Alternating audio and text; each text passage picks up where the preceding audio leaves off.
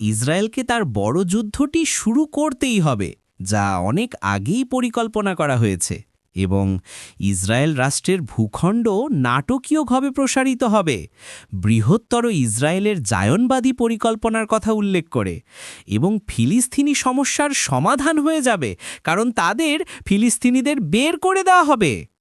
এটি একটি জঘন্য মানবাধিকার লঙ্ঘনমূলক অপরাধ, কিন্তু ইসরায়েলের ধোঁকা দেওয়ার বিষয়ে পিএইচডি রয়েছে, কারণ এর পেছনে আছে দাজ্জাল, মূল পরিকল্পনাকারী।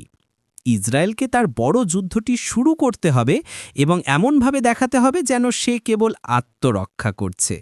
কিভাবে ইসরায়েল এই বড় যুদ্ধটি শুরু করবে এবং একই সঙ্গে সারা বিশ্বের কাছে আগ্রাসী হিসেবে পরিচিতি পাওয়া থেকে রেহাই পাবে? প্রকাশ্য আগ্রাসন। আপনাকে একটি ভালো কৌশল নিয়ে আসতে হবে।